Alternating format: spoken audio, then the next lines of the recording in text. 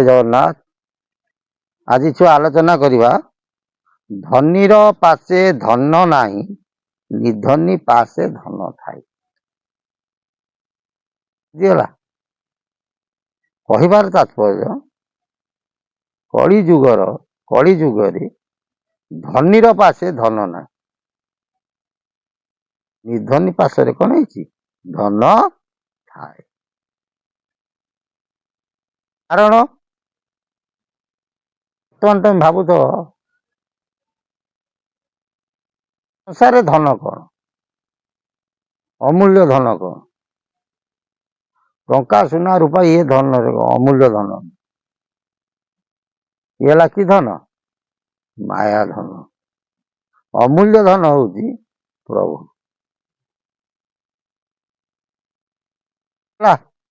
धनी तो धनी किए से ऊपर बुला धनी कहते ना आला जो दिया छपड़ बाड़ी दिया आला जो निया छपड़ बाड़ी निया सब जहाँ को देवे पूरा पुड़ाई देवे आ जहाँ ने पूरा मूलू ओडिया गोटे कहती हरिभक्त जेते नर भंगा कुड़िया घर एकुटिया बड़ धनी किए से बड़ देउल बही धनी जय जगन्नाथ। ताठू संसार किए अच्छी धनी तार बड़ हाट बड़ दांड बड़ देउल बड़ केतन ना बड़ ठाकुर ठीक ना भूल तार सबू बड़ भोग एमितिया धनी देख 60 पौटी रंधा होती से लोक वितरण कर सी जहाँ को दिए ताठू निए ना। बर्तमान तुम जो धनी बोली भावुच पाक जीव तो साहय मांग सी आग तापर शुद्ध कषि दब ठीक ना भूल मास यदि डेरी होगा ए मो मूल पैसा को मत प्रकृतर धनी किए से मन विद जो नित्य इष्ट धर्म पाले धनार्थ बोली जे इष्ट वृत्ति की धारण कला इष्ट धर्म को धारण कला सी हूँ किए से जगत रे धनी। जहाँ पाखे बर्तमान माया धन अच्छी से वित्तशील व्यक्ति बोली कहुए वित्तशील व्यक्ति ये धनी हेले अस्थायी धनी किंतु से धनी हूँ किए से परमानेंट स्थायी धनी से कहले जो नित्य इष्ट धर्म पाले धनार्थ बोली जे इष्ट धर्म को पालन कला सी जगत रे प्रकृत रे धनी एवं से धन पाखरु चोर चोरी करिकी नहीं पारे नहीं। भाई घर भाग करले मध्य से धन को से बांटिकी नहीं पारिबो नहीं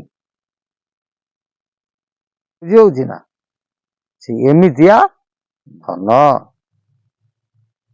से इष्ट धर्मटा कौन ना सत्य शांति दया क्षमा ये चारि प्रभु महिमा ये चारिटी गुण जहाँ पाखे थी सी हूँ प्रकृत रे धनी पद को कोटि कोटि शरण से धनी कोठा अट्टालिकार रहती नहीं बुझी हो ना से धनी कौटी रुहती भागवत पढ़ुच डेली महापुरुष कहते जगन्नाथ दास हरिभक्त जेते नर भंगा कुड़िया ताक घर लगी ना जे हरिभक्ति जे प्रभु पाखे जे आत्मसमर्पण करे जो विराट धनी की जे धारण करें ताकू जो तुम स्मरण कर चिंतन कर तुम बड़ लोक हो पार ना तुम कि लोक हम ना खंडिया कुड़िया वास कर तुम देख अतीत मुनि ऋषि मान सब वृक्ष मूल निवास करते पला कर छोट छोट झुंपुरी घर कर बर्तमान मुनि ऋषि जेमती साधु सत जेमती साधारण व्यक्ति विशेष सम्मत कथा बुझुथ पुणी महापुरुष कहले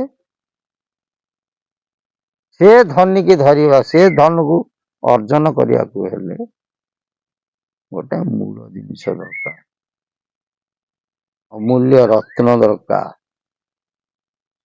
ସେ ରତ୍ନ ଠାରୁ, ସେ ଧନ ଠାରୁ ସଂସାରରେ ଆଉ କିଛି, ତା ସେ ଧନ ସହିତ ସଂସାରରେ ଯେତେ ଧନ ତା ସମକକ୍ଷ ହେଇପାରିବନି। ସେ ସୁନା ରୂପା ଯେତେ ତମେ ଦେଖୁଛ ସେ ଧନ ସହିତ ସମକକ୍ଷ ହେଇପାରିବ। ଏହାକୁ ଠାକୁର ଅଭିରାମ ପରମହଂସ କଣ କଲେ? ସମାଧାନ କଲେ। କୋଉ ରତ୍ନ? ଅମୂଲ୍ୟ ରତ୍ନ। ଏ ରତ୍ନ ଯାହା ପାଖେ ଥାଏ ସିଏ ହଉଛି ପ୍ରକୃତ ଧନୀ। କହିଲା ଭକ୍ତିଟି ଅମୂଲ୍ୟ ରତ୍ନରେ ବାଲ୍ୟ କାଳୁ କର ଅର୍ଜନ। ଭକ୍ତିଟି ଅମୂଲ୍ୟ ରତ୍ନ। କହିଲା ଭକ୍ତି ହଉଛି ଅମୂଲ୍ୟ ରତ୍ନ। ହେ ଜଗତବାସୀ, ତମେ ବାଲ୍ୟ କାଳୁ ତାକୁ ଅର୍ଜନ କର। ଛୁଆଟି ବେଳୁ ସେ ଧନକୁ କଣ କର? ସେ ରତ୍ନକୁ ସାଇତିକି ରଖ, ତମେ ବଡ ଲୋକ ହବ।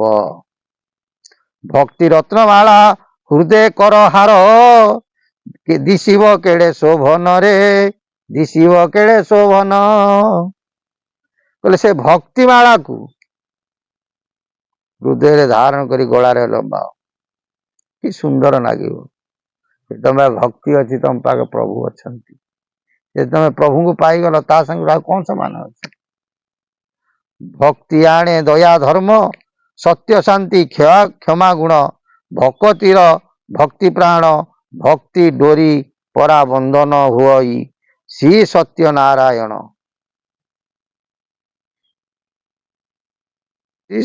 ଶ୍ରୀ ସନାତନ ନାରାୟଣ। କି ସୁନ୍ଦର କଥା କହିଛନ୍ତି। ଭକ୍ତି ହଉଛି କଣ? ଅମୂଲ୍ୟ ରତ୍ନ। ସେ ରତ୍ନକୁ ଯିଏ ଖୋଜିକି ଆଣିଛି ବା ପାଇଛି, ତାଠାରୁ ସଂସାରରେ ଆଉ ଧନୀ କେହି ନାହାନ୍ତି। ଆଉ ଏ ମାୟା ଧନରେ ଆମେ ବାହି ହବା, ସେସବୁ କଣ ହବ? ଭୋଗିବା। କାରଣ ଗୋଟେ ଓଡିଆରେ ଢେଗ କହନ୍ତି, ଦୁଃଖେ ଅର୍ଜିତ ଯେତେ ଧନ, ସୁଖରେ ନାହିଁ ପ୍ରୟୋଜନ। ତମେ ଧନ ଅର୍ଜନ କରି ରଖିକି ଯାଇଥିବ, ଟଙ୍କା ସୁନା ରୂପା ଗାଡି ଘୋଡା ଜମି ସବୁ କିଣିକି ରଖିଥବ। ମରିଗଲା ବାଦେ ଭାଇ ଭାଇରେ ବାଡିଆ ପିଟା, ଝୁଅ ଭାଇରେ ଭାଇ ଭଉଣୀରେ ବାଡିଆ ପିଟା ଭାଗ ନବାକୁ। ସେ ଚିନ୍ତା କରିନଥିବେ ଯେ ବାପା କେତେ କଷ୍ଟରେ ଜମିଟା କଣ କରିଥିଲା, କିଣିଥିଲା। ବିଚିତ୍ର ସଂସାର। ଏତିକି ମନେ ରଖିଥାଅ, ଧନୀର ପାଶେ ଧନ ନାହିଁ। ଯାହା ପାଖେ ଟଙ୍କା ସୁନା ଅଛି ତା ପାଖେ ବାସ୍ତବ ମତରେ ଭକ୍ତି ନାହିଁ। ନିର୍ଧନୀ ପାଶେ ଧନ ଥାଏ। ଯାହା ପାଖେ ମାୟା ଧନ ନାହିଁ ତା ପାଖେ ଯୋଉ ଅମୂଲ୍ୟ ଧନ ଭକ୍ତିଟି ଥାଏ। ସେ ଭକ୍ତି ଯାହା ପାଖେ ଥାଏ ତାଙ୍କର ଶ୍ରୀଚରଣକୁ କୋଟି କୋଟି ଶରଣ। ସିଏ ହଉଛନ୍ତି ପ୍ରକୃତରେ ଧନୀ। ଜୟ ଜଗନ୍ନାଥ। ସେ ପ୍ରଭୁଙ୍କ ସଦିଚ୍ଛା ପୂର୍ଣ୍ଣ ହଉ। ବୋଲ ଆନନ୍ଦେ କବା